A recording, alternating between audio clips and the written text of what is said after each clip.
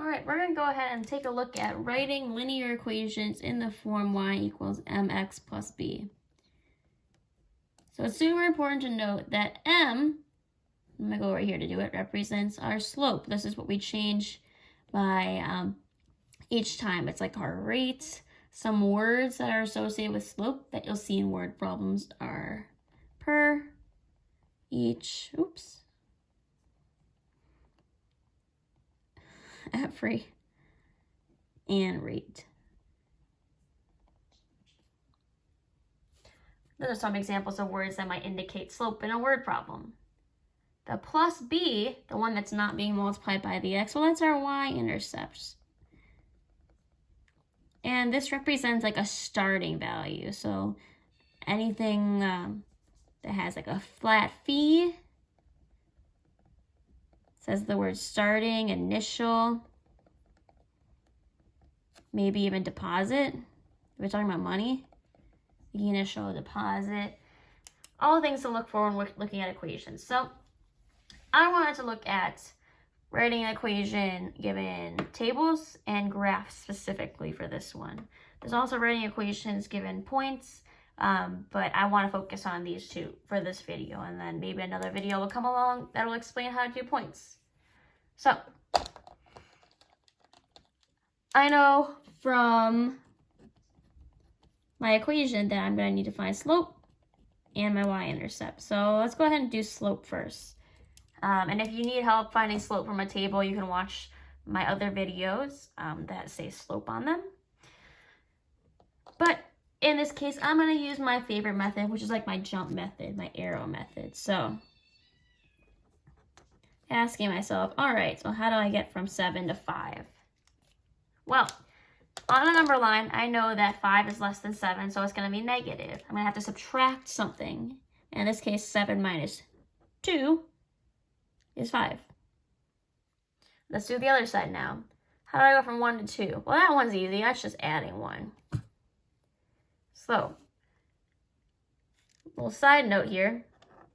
Slope is the change, I'm going to abbreviate it, change in y divided by the change in x. It's super, super, super important that you have y on top. So, let's replace that m with my slope, my change in y. So I'm going to look at y, and that number that I changed by was negative 2. So I'm going to go ahead and put negative 2 on top, divided by my change in x. So I'm going to go to x, and look what I'm changing by, which is 1. Okay?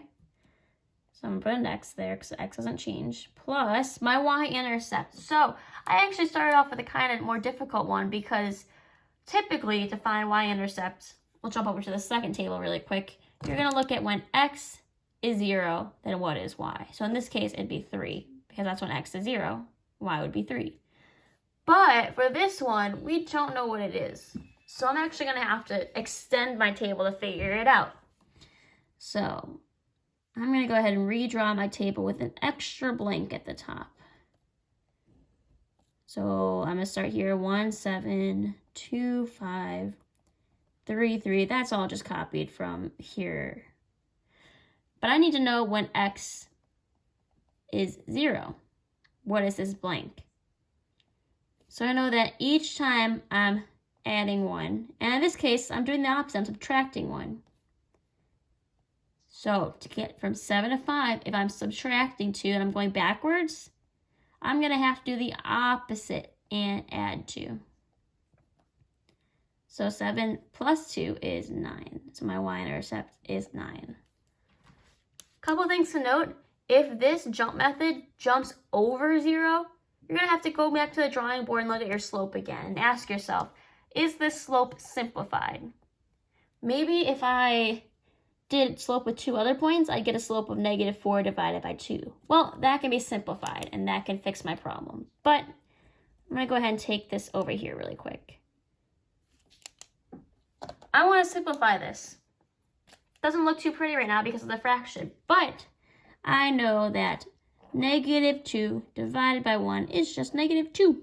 So my final equation for that first table is y equals negative 2x plus 9. Now, as mentioned before, we're a little bit luckier with the second table because we already know what the y-intercept is. If I go down my x's to where x equals 0, I know y equals 3. So, in the form y equals mx plus b, y equals, we know my plus b part is 3. So plus 3. And I just need to find my slope. So I'm going to use that same exact method where I say, how do I go from 17 to 10? Well, I subtract 7. But how do I go then from -2 to -1? And don't let those negatives trip you up. You're actually adding 1. So my slope then becomes my change in y. So I'm going to look at my y and look at my change, which is -7, divided by my change in x, which was 1. Of course, we can definitely rewrite that as well. -7 divided by 1, that's just -7. So my final equation for the second table is y equals -7x plus 3. All right. So I'm going to go ahead and make a little squiggle line separating my tables from this graph over here, because this graph is where everything really comes into play. So I have this graph over here with 4 different lines on it. I have a green line, have an orange line,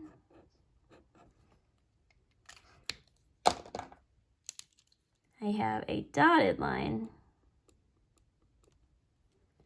and I have a solid line. And we're going to find the equation for each of these.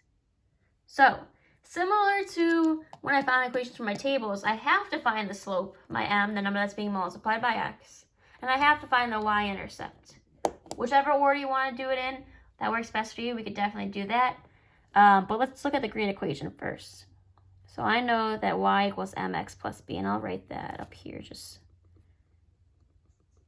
to refer back to.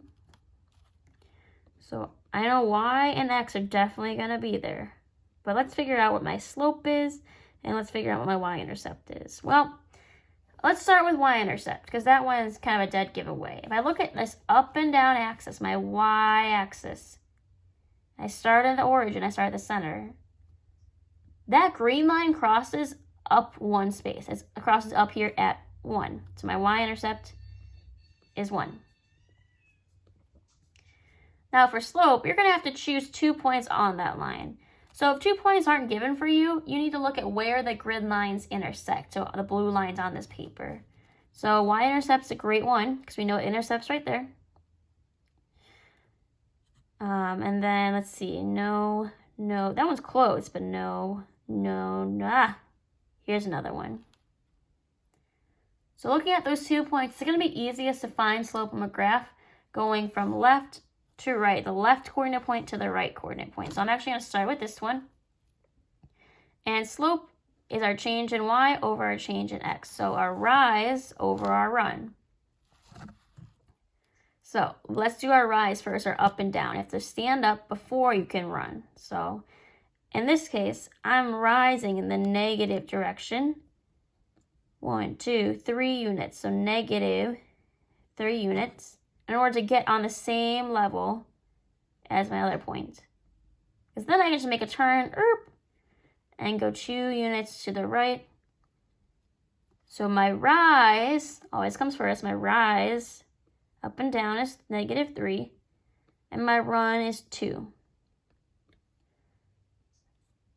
So sadly, this cannot be simplified. Normally I say simplify that slope, but it doesn't give us a nice number because negative 1.5 doesn't mean anything in terms of rise and run. So my final equation is y equals negative 3 over 2, x plus 1. Let's repeat the process for the orange one. Y equals something times x, my slope times x. Oops, forgot the plus up there. Plus something else. All right. Well, let's look for that y-intercept first. So here's my origin. How far do I have to go up till I hit the line? 1, 2. So my y-intercept is 2. And then just like before, I'm going to choose 2 points on that line that I know for sure. That means I cross those grid lines to help me find my slope. And I know that one for sure and that one. Ooh, this one was really nice. So I'm actually just going +1 and +1. So my rise is 1 and my run is 1. Which makes my life really easy. Because, hey, what's 1 divided by 1? That's just 1. So you can either write this as 1x plus 2. Or maybe you like to say, hey, I don't need that 1 there. It's just x plus 2. Both of those are correct, but try and simplify 1 divided by 1 to one of those 2 options. Now things get a little, oops, I dropped my pen. Things get a little tricky when it comes to the dotted line and the solid line, mostly because they are not diagonal. These are specific types of lines. So let's look at the dotted line.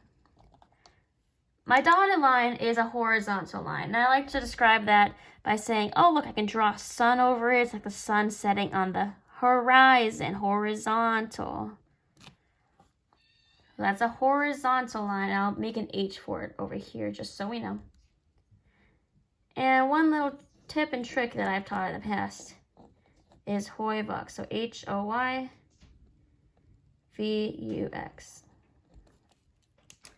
So since this is a horizontal line, that's what the H stands for. And it tells me that my slope is 0. And my equation only has a y. It has y equals only. So if it has y equals only, I know this is going to start off with y equals.